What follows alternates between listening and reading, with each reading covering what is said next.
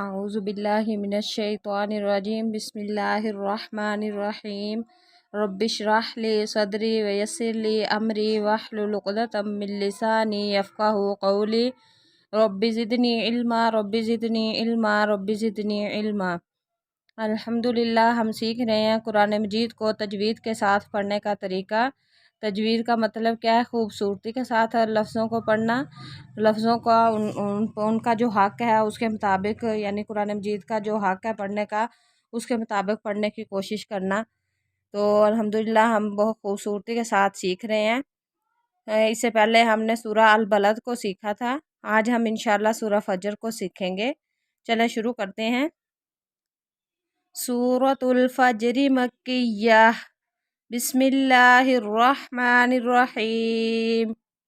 والفجر، جیم کے اوپر قلقلہ کریں گے، والفجر ولیال عشر، یہ تنوین کے بعد آگے عین آ رہے ہیں تو اظہار ہو رہا ہے، ولیال عشر والشفع والوتر واللیل اذا یسر حل فی ذالک قسم لذی، قسم لذی تنوین کے بعد لام آ رہا ہے، غنے کے بغیر ادغام ہو رہا ہے یہاں پہ، قسم لذی حجر، حجر ٹھیک ہے، جیم کے اوپر قلقلہ حجر۔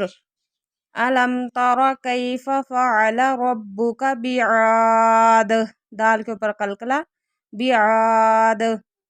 ارم ذات العماد، یہاں پہ بھی قلقلہ ہو رہا ہے، عماد۔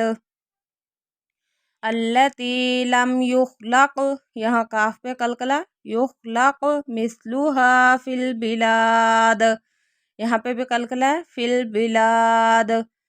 وثمود الذین جابوا الصخر بالواد، یہاں پہ بھی قلقلہ، وفرعون ذی الاوتاد الذین طغوا فی البلاد فاکثروا فیہا الفساد فصب علیہم ربک سوط عذاب ان ربک لبالمرصاد فاما الانسان، انسان نون ساکن کے بعد سین آ رہا ہے، یہاں پہ اخفا ہو رہا ہے، فاما الانسان اذا ما ابتلاه ربه فاکرمه ونعمه فیقول ربی اکرمن واما اذا ما ابتلاه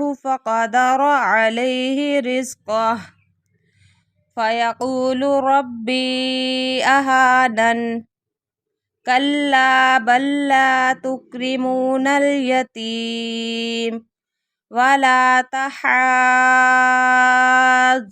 علی طعام المسکین وتأکلون التراث اکلا لما، اکلا لما تنوین کے بعد لام آ رہا ہے، غنے کے بغیر ادغام، اکلا لما وتحبون المال حبا جما، حبا تنوین کے بعد آگے جیم آ گیا، اخفا ہو رہا ہے، حبا جما کلا اذا دکت الارض دکا دکا، یہاں پہ بھی اخفا ہو رہا ہے، تنوین کے بعد دال آ گیا، دکا دکا وجاء ربک والملک صفا صفا، یہاں پہ بھی تنوین کے بعد صاد آ رہا ہے، اخفا ہو رہا ہے، صفا صفا